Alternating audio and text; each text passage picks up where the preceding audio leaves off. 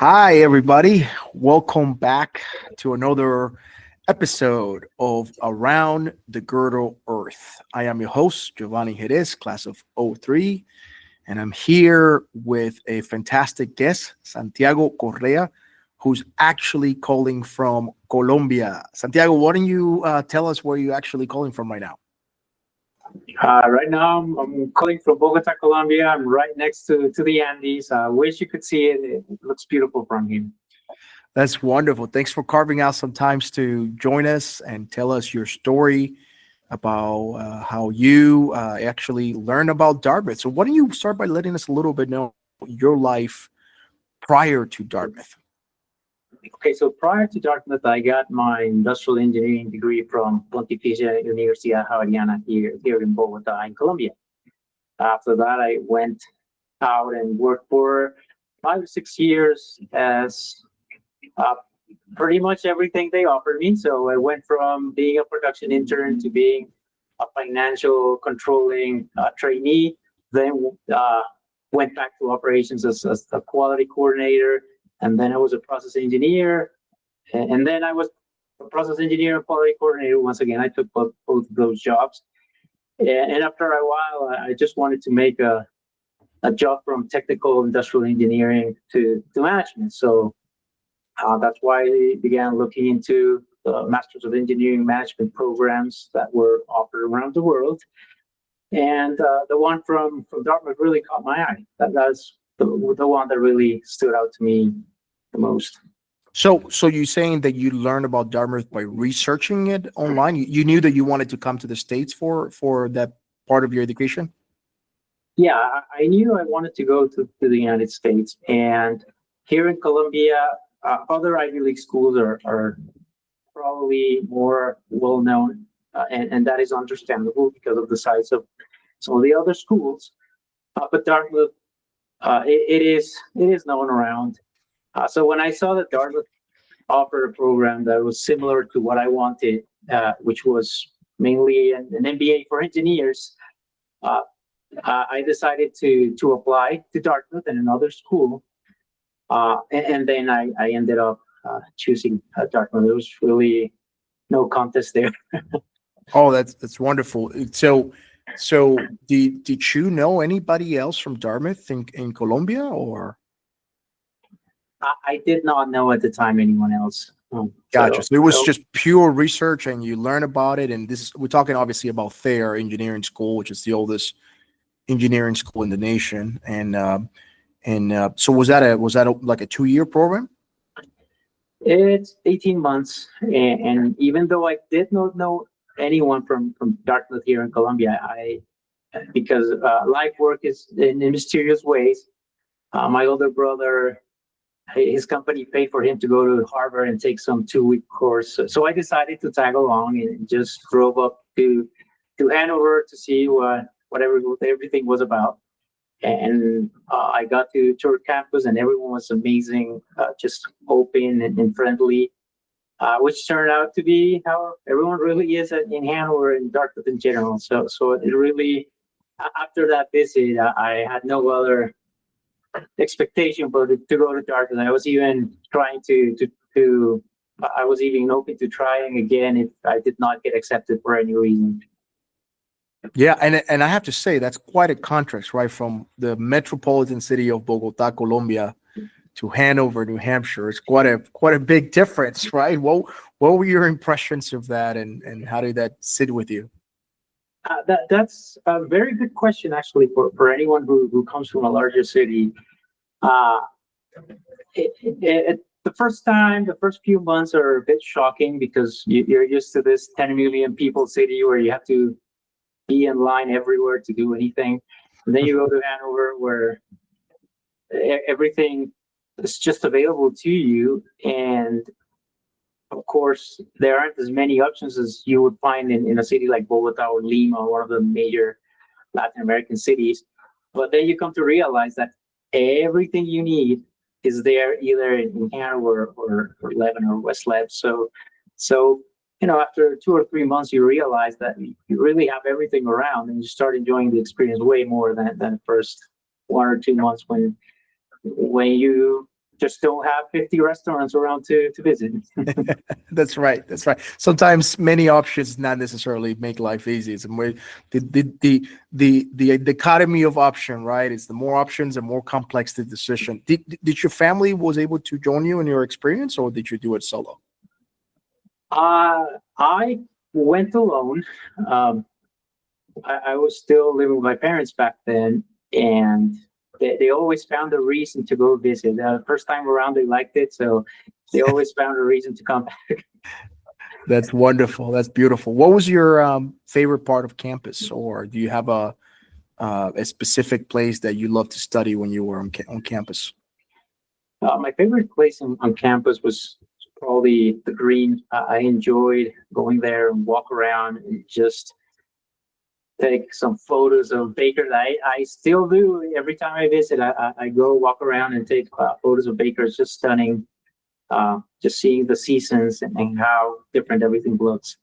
And as for study space, I really did enjoy the MEM room we had at Thayer, because every time I went there, my classmates were there, so there was always something going on, and it was a good time in general going there. Even if you didn't need to study, you would end up there. Absolutely. So, as you just to continue on that sentiment of how unique place Dartmouth is, did you meet other Latinos? Did you connect with other people from different communities? What was that experience as a graduate on campus? I did not meet many Latinos at first. I met some at Thayer that were there at the time. Surprisingly, one of my classmates was roommate with another Colombian. So I met her. We spent some time together, and then once time goes along, you end up meeting everyone on campus. So even if you don't go to Tuck, yeah, you hang out with them, you end up meeting them. And even through Aquinas, I met some undergrad Latinos by the end of my Dartmouth adventure. The Aquinas Catholic Center in Dartmouth. Yes. Yeah, that's a beautiful center. I participated there as well. What would you say it's the word that comes to mind when you think about Dartmouth? Like, is there a particular sentiment or word that comes to mind? Growth. I feel, and I tell my wife the same thing up to this day, that I'm an entirely different person after going through Dartmouth. Tell me more about that. I was a bit of an A-type personality and really wanted to go out there after school and become the CEO of the world if possible. But then you go to Dartmouth and you realize that, of course, being a high-performing individual and professional is important, but there's also the sense of connections, community, the outdoors. So life has many facets, and after Dartmouth, I realized that, and I value work-life balance way more now than I did back in the day. So if obviously you graduated and now it's been a few years, right? You graduated in 2018, and you had some time to reflect. What advice would you give the younger version of yourself or any incoming student that's considering graduate school at Thayer? What advice would you give them to optimize their experience? I think a younger version of myself, I would advise to be more open to the connections and interpersonal relationships. I think I focused way too much on my professional side and overachieving, and really did not realize at the time that, of course, if you want to grow in the professional world, it's important to outperform, because the higher you go, the less spots are available. But also to get there, you need to have soft skills, interpersonal relationships, mentors that if you only focus on work, you will not get. And I think that also applies to incoming grad students. Sometimes, having this professor that you can go ask for advice, and a little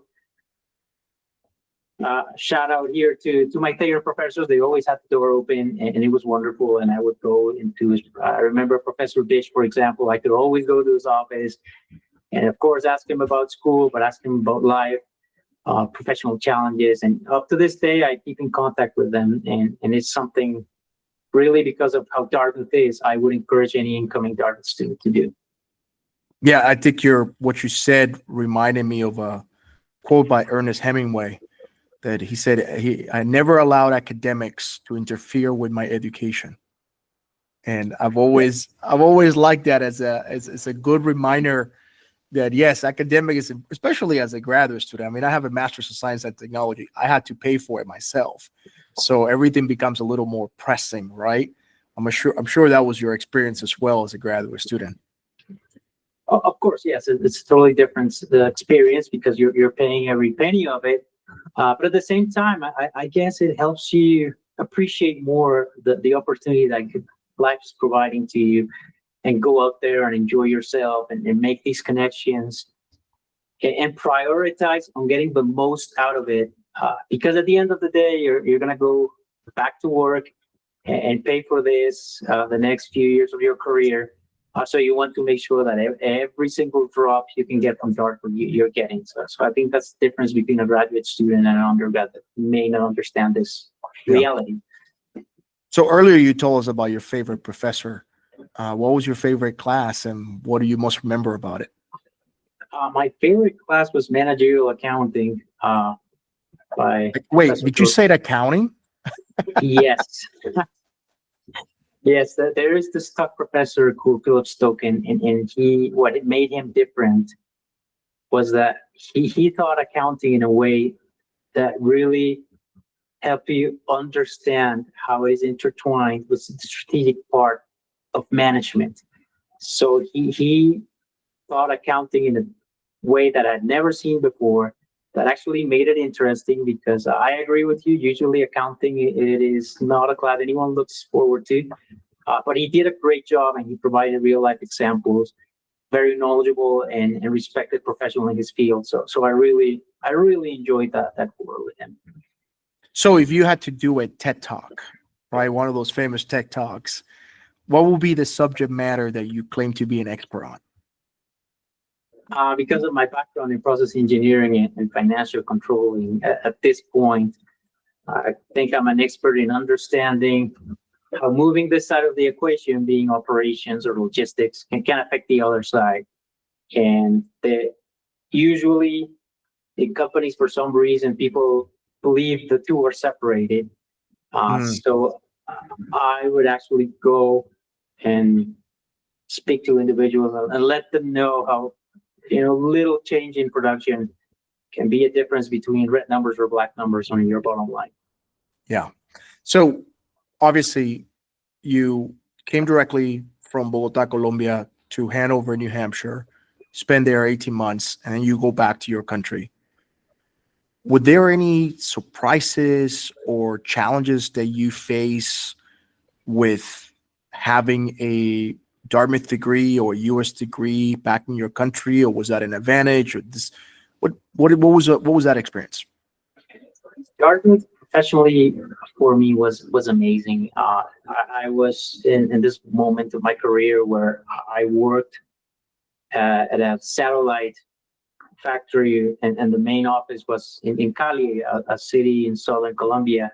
So after getting my Dartmouth degree, when I came back, of course, that piqued the interest of some of our senior leadership for that company. So I got interviews and opportunities to grow, and was assigned to projects that actually, right after Dartmouth, I went to Barranquilla in northern Colombia, lived there for 3 months. Then I went to the Dominican Republic.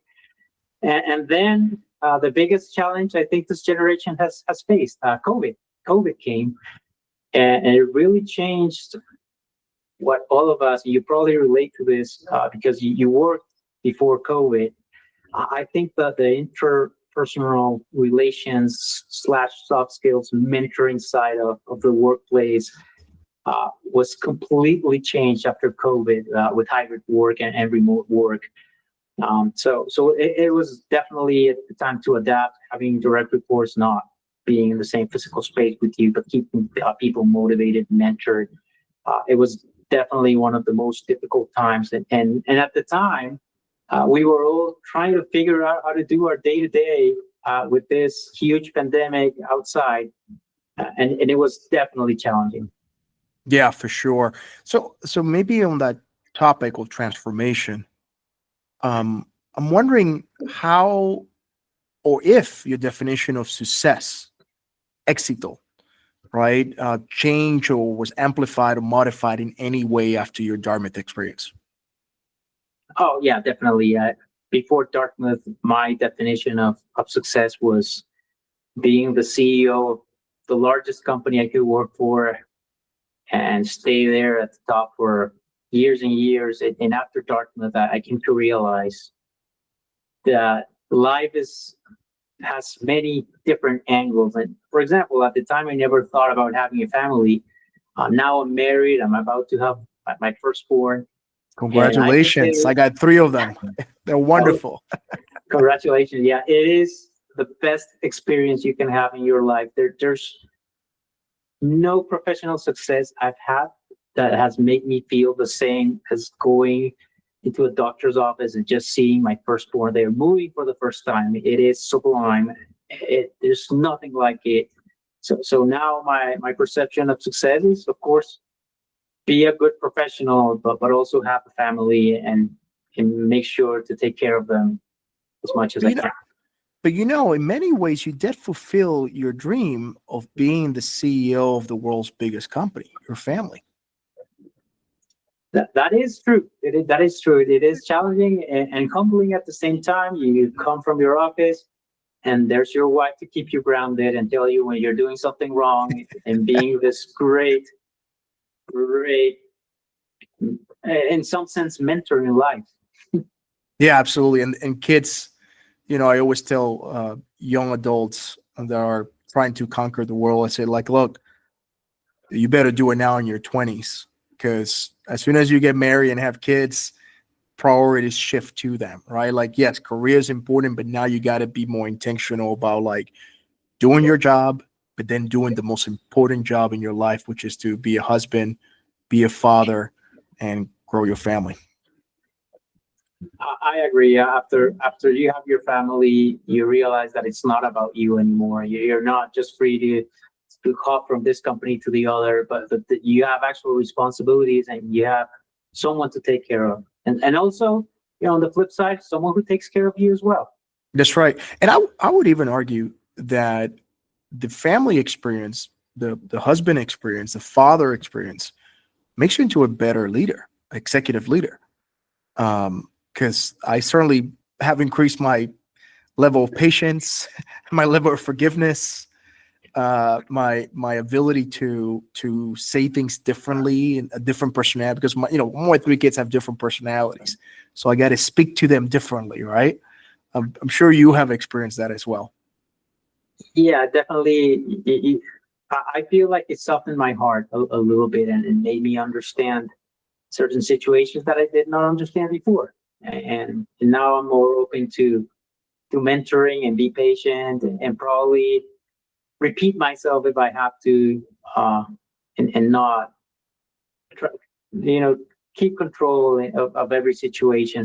And that is, in my opinion, the most important and difficult part of management to master. No one tells you about this, but at the end of the day, everything's about people and making people feel good about themselves, feel good with you being part of your team, and also performing how they should. Absolutely.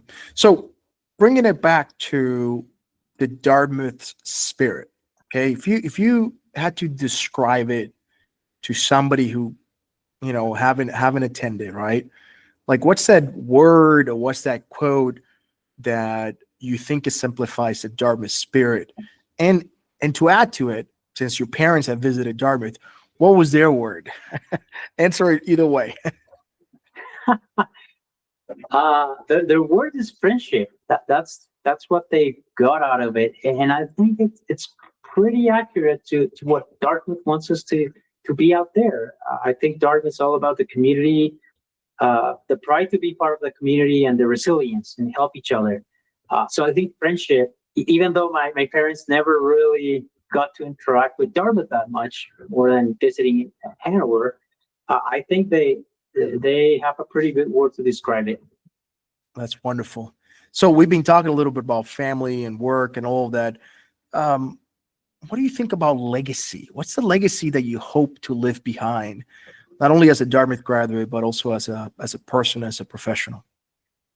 Um, that's an interesting question, and that is one of the things that changed after I went to Dartmouth. Before that, I wanted to be remembered as this high-performing, highly intellectual person.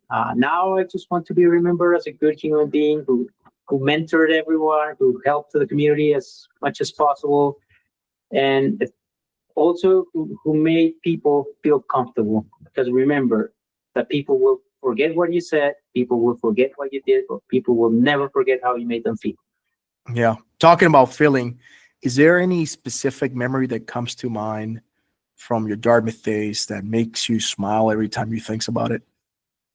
Yes, the first time I visited Dartmouth, it really changed my life, literally and figuratively. It made me feel incredibly at home, even though I had never been there. And after I went there and came back, it really boosted my professional career. And because I still work for a New Hampshire-based company, I get to visit Dartmouth every now and then, and I make sure to visit each time I go to New Hampshire. Yeah, I'm so proud you came to the podcast with your Dartmouth gear. So did I. I was there last week and I stopped by the Dartmouth Co-op and got myself some new gear. Spend every time you go in there, you're dropping $300-$500 because you're like, I got to get it now. I've enjoyed our dialogue. Thank you so much for sharing your story with us. I'm going to give you the hardest question now.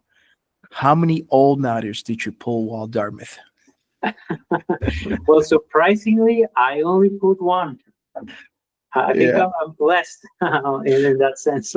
You did a much better job at managing time than I did. I certainly spent at least 10 all-nighters when I was there, and it was pretty intense academically, right? You want to do well. You and your peers want to do well. So,